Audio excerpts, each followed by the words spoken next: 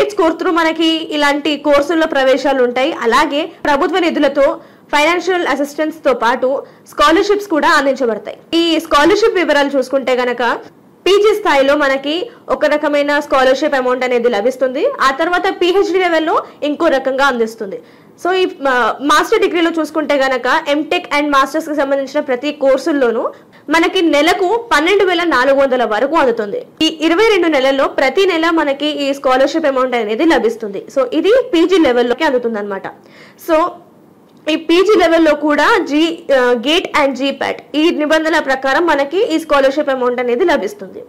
ఆ తర్వాత మనకి పిహెచ్డి లెవెల్లో వస్తే గనక పిహెచ్డి లెవెల్లో మనకి 37,000 నుంచి 42,000 వరకు ఈ స్కాలర్షిప్ అమౌంట్ అనేది ఉంటుంది. ఇక్కడ ఇంకొకటి గమనించుకోవాల్సిన విషయం ఏంటంటే పిహెచ్డి లెవెల్లో కూడా మనము బీఈ, బీటెక్, ఎంఎస్సి లేదా తత్సమాన విద్యార్హత పొంది ఆ తర్వాత మనం పిహెచ్డి లెవెల్లోకి వెళ్తే మొదటి 1-2 సంవత్సరాల వారికి అంటే ఫస్ట్ అండ్ సెకండ్ ఇయర్ వాళ్ళకి 37,000 స్కాలర్షిప్ అమౌంట్ లభిస్తుంది.